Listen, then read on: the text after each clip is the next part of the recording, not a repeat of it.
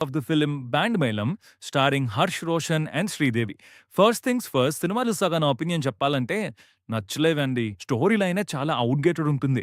So proceedings అయినా ఇంట్రెస్టింగ్‌గా ఉంటాయా అంటే అది కూడా లేదు. మూవీ సెకండ్ హాఫ్ మొత్తం సింగిల్ కాన్ఫ్లిక్ట్ పాయింట్ మీద వెళ్తుంది. నాకు తెలిసి చూసే ప్రతి ఆడియన్స్‌కి లాస్ట్‌లో దాన్ని ఎలా రిజాల్వ్ చేస్తారో ముందే అర్థమైపోద్ది.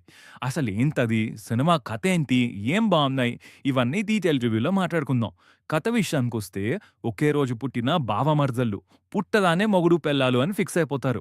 కానీ ఇయర్స్ గడిచే కొద్దీ సిట్యుయేషన్స్ మారిపోతాయి.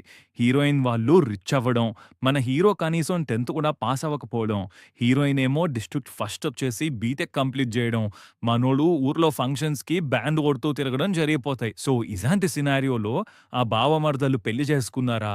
అసలు వాళ్ళిద్దరూ ప్రేమించుకున్నారా?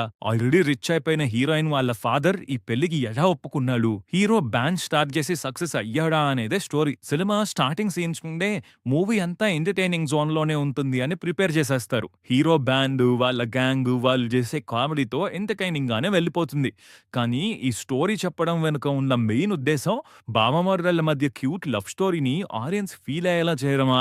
ఆర్ ఆ లైన్ యూజ్ చేసుకొని ఎంటర్‌టైన్ చేయడమా అనేది తెలీదు గానీ ఈ 2 విషయాల్లో కూడా సినిమా ఫెయిల్ అయింది. సినిమా అంతా బావమరదళ్ళ చుట్టూ తిరుగుతుంది గానీ వాళ్ళ మధ్య చెప్పుకునే అంత క్యూట్ సీన్స్ ఒక్కటంటే ఒక్కటి కూడా ఉండదు. అసలు వాళ్ళ మధ్య ప్రాపర్ లవ్ సీన్సే లేవు. అండ్ హీరో యాక్షన్స్ కూడా న్యాచురల్ గా కన్నా ఇప్పుడు ఇంత ఓవర్ రియాక్ట్ అవ్వడం అవసరమా అనేలానే ఉంటాయి. అండ్ సెకండ్ హాఫ్ చెప్పా కదా, సినిమా ఒక మేజర్ టర్నింగ్ పాయింట్ తీసుకుంటుంది. సెకండ్ హాఫ్ మొత్తం దాని మీదనే నడుస్తుందని. యాక్చువల్లీ ప్రతి ఆడియన్స్‌కి ఆ పర్టిక్యులర్ క్యారెక్టర్ ఎందుకలా చేసిందో అప్పుడే అర్థమైపోతుంది. జస్ట్ ఎప్పుడు రివీల్ చేస్తారా అని వెయిట్ చేస్తామంతే. బట్ ఆ ఒక్క పాయింట్ చుట్టూ సెకండ్ హాఫ్ మొత్తాన్ని అక్కడక్కడే తిప్పుతారు.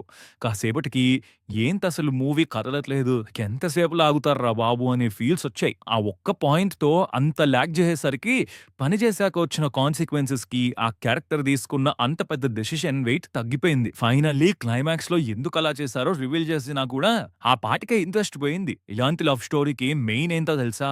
లీడ్ క్యారెక్టర్స్‌కి ఆడియన్స్ కనెక్ట్ అయిపోవాలి. కొన్ని ఇయర్స్ క్రితం ఇలాంటి ఒక మూవీ చూసాం. చెప్పే స్పాయిలర్ అని చెప్పట్లేదు. బట్ ఆ మూవీలో లవ్ సీన్స్, కామెడీ గాని చాలా క్యూట్‌గా ఉంటాయి. ఆ భావమర్దల క్యారెక్టర్స్‌తో మనం కూడా లవ్‌లో పడిపోతాం. అన్‌ఫార్చునేట్‌లీ ఈ మూవీలో అది జరగలేదు. ఏదో జరుగుతుంది, చూస్తున్నాం అన్నట్టే ఉంటుంది. పెర్ఫార్మన్సెస్ విషయానికొస్తే రోషన్ యాక్ట్ చేశాడు. తనలో మంచి ఈజ్ ఉంది. సినిమా మొత్తం ఫుల్ ఆన్ ఎనర్జీతో యాక్ట్ చేశాడు. డాన్స్, కామెడీ, ఎమోషన్ అన్నీ అద్దరగొట్టేశాడు.